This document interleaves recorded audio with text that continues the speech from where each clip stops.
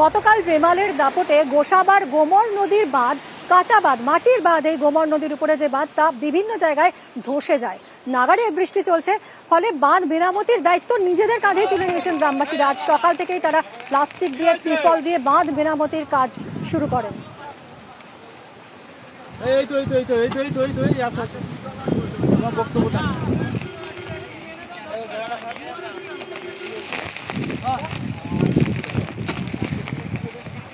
গ্রামবাসীরাই বাঁধ মেরামতির কাজ শুরু করেন। গোসাবায় নদী বাঁধ মেরামতির কাজ করছেন গ্রামবাসীরাই। গতকালই রেমালের দাপটে গোমর নদীর বাঁধে বেশ কিছু জায়গা ধসে যায়। সকাল থেকেই নদী বাঁধে প্লাস্টিক, ত্রিপল দিয়ে মেরামতির কাজ শুরু করে দিয়েছেন গ্রামবাসীরা। তাদের দাবি পাকা বাঁধ চাই। মাটির বাঁধ বারবার ধসে যায়।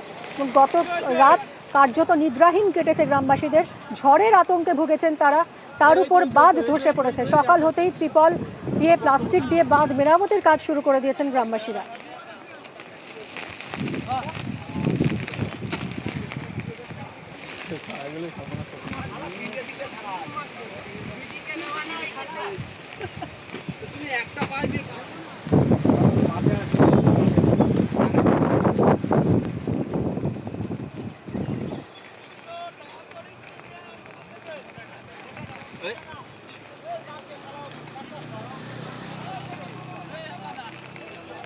কি হয়েছে?